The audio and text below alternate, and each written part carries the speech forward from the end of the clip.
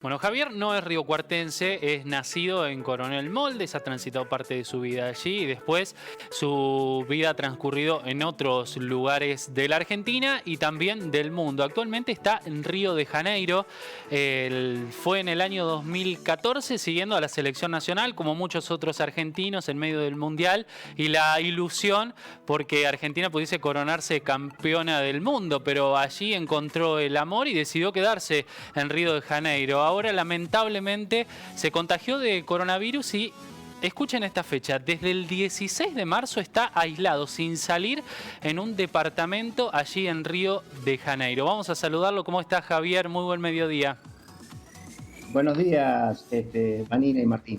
Bueno, muchas gracias por este tiempo con nosotros para conocer, un poco tu historia. Yo hice la introducción acerca de cómo llegaste allí a Brasil. Vamos a enfocarnos específicamente en lo que ha pasado en estos últimos meses allí en Brasil y tu experiencia con el coronavirus. Sí, y infelizmente fue un antes y un después, porque esto con mi novia, vivimos acá en Copacabana, en Río de Janeiro, y empezamos con unos síntomas allá por febrero, en la época del carnaval, ¿no? Pero como bien dijiste, se nos agravó a la altura del 16 de marzo, más o menos, y fue una semana muy complicada porque las noticias no eran buenas y no había forma de ir a un centro de salud para ser atendido porque estaba todo colapsado, ¿no? Ese fue el inicio de esta pandemia acá en Brasil, más precisamente en Río de Janeiro, donde los índices fueron altísimos, ¿no? Y ahí es donde nosotros agarramos este coronavirus, ¿no? Ustedes en febrero, después del carnaval, que de hecho ha sido señalado a nivel global como uno de los focos de contagio principales que han tenido allí en Brasil, después del carnaval, ¿fueron rápidamente diagnosticados o hasta marzo no tuvieron diagnóstico de coronavirus? No, infelizmente, digamos, las noticias estaban, pero uno pensaba que era en otro continente, que no había llegado acá, porque ninguna autoridad daba ningún caso acá. Y entonces eran todas noticias sobre noticias, no había un test para que te diagnosticaran, sí había síntomas. Y llegó un momento que todas las unidades de pronto-atendimientos acá, ¿no es cierto?, en los hospitales estaban lotados, entonces uno tenía que hacerlo por vía online, diciendo los síntomas que tenía, y nosotros de los 6 síntomas pegamos los 6 síntomas. Entonces nos indicaron que nos aislemos y en ese momento no había medicación alguna.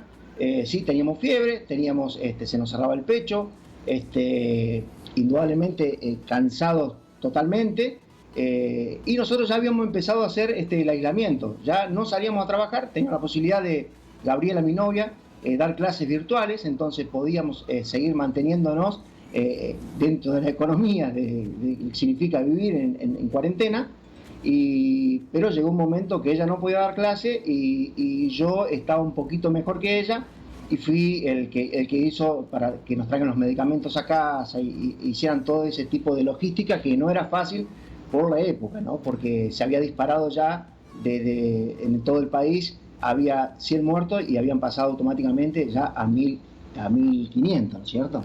Bueno, el mundo entero habla del caso de Brasil, principalmente porque hoy Sudamérica es uno de los lugares más preocupantes respecto al coronavirus, porque Brasil aparece como un país que ha desoído todas las recomendaciones que se han dado a nivel global. Nunca ha avanzado hacia un confinamiento total, no ha habido recomendaciones muy severas por parte del presidente tampoco.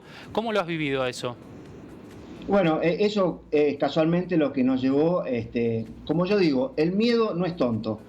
Nosotros lo que sabíamos que teníamos que aislarnos, lo que sabíamos que no podíamos salir afuera, porque digamos Río de Janeiro, para ubicarlos, la provincia de Río de Janeiro tiene 1.200 un kilómetro cuadrado, ¿no es cierto? Es una provincia chica. Si uno la compara con Córdoba, Córdoba es 4 veces más grande, pero Río de Janeiro tenemos 5 veces más habitantes. Entonces era muy fácil el contagio porque, digamos, acá hay muchas comunidades llamadas favelas allá, ¿no es cierto? Entonces había mucho tráfico desde la parte oeste y norte a la parte sur, que es donde vivo yo. Entonces sabíamos que teníamos que vivir aislados, la información del gobierno era desinformar.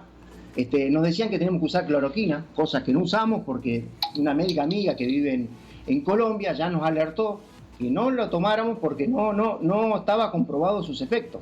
Y el gobierno acá no hacía una cuarentena obligatorio en el país.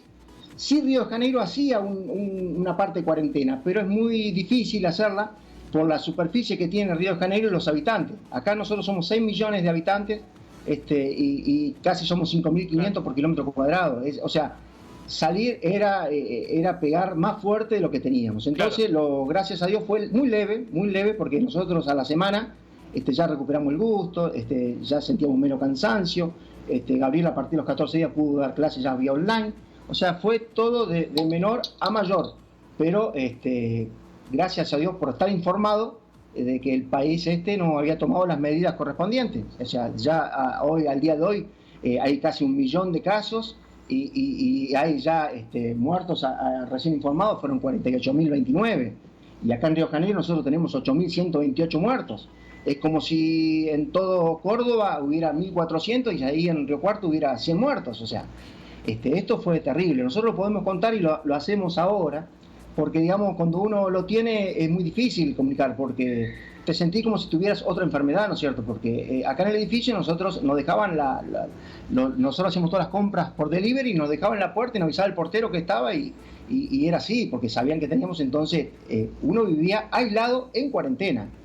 Difícil. Claro, a mí me ha llamado mucho la atención esto que vos contás, la recomendación de una médica amiga que es colombiana, ni siquiera de Brasil, les dijo quédense aislados. En el caso de ustedes, como el cuadro no fue grave, la vacuna, el remedio fue quedarse en casa y mantenerse aislados. Ahora, lo curioso es que desde el 16 de marzo, ahora, que ya han pasado más de 3 meses, todavía continúan aislados. ¿Eso tiene que ver con el miedo, con el temor de volver a la calle y el virus circulando? Y mira, Martín, ayer, prácticamente el lunes de esta semana, se levantó el aislamiento. Ya estamos en fase 2, van 3 días, ya estamos en fase 2. Menos los shopping, los shopping no, menos algunos lugares puntuales, como se hacen espectáculos ya en el fútbol acá, sin gente. O sea, estamos teniendo casi por día 1.200 muertos en Brasil, estamos teniendo 170 muertos acá en Río de Janeiro, y ya se abrió la cuarentena. O sea, te obligan a que salgas. O sea, es una desinformación, porque de ninguna manera cuando se está subiendo, vos podés abrir el aislamiento. O sea, por eso te digo es que uno está con mucho miedo y no cree en nada, y sí cree lo que le pasa al cuerpo y lo que te dice el cuerpo. Como te digo, nosotros lo podemos hacer porque nosotros estamos teniendo unos ingresos, digamos, Gaby con su curso, y yo porque era vendedor ambulante en la playa, y después tengo que volver un crédito que me están dando, pero podemos vivir aislados. Y es lo único que te puede llegar a salvar, porque, digamos, acá insisten todavía que en la cloroquina, cuando está prohibido por la Organización Mundial de la Salud, insisten que no hay que hacer el aislamiento. O sea, uno se tiene que cuidar uno, porque el gobierno no te cuida, no da las medidas. Infelizmente es alarmante. Yo doy tranquilidad a mi familia, avisándoles que ya tuve, porque teóricamente uno no puede caer, pero tampoco sabemos eso. Claro. Entonces, lo único que nos queda es quedar en la cuarentena. Bien. O sea, ahora estamos muy bien, pero estuvimos muy mal. Esa es la realidad, Martín. Bueno, sí, es realmente dramático.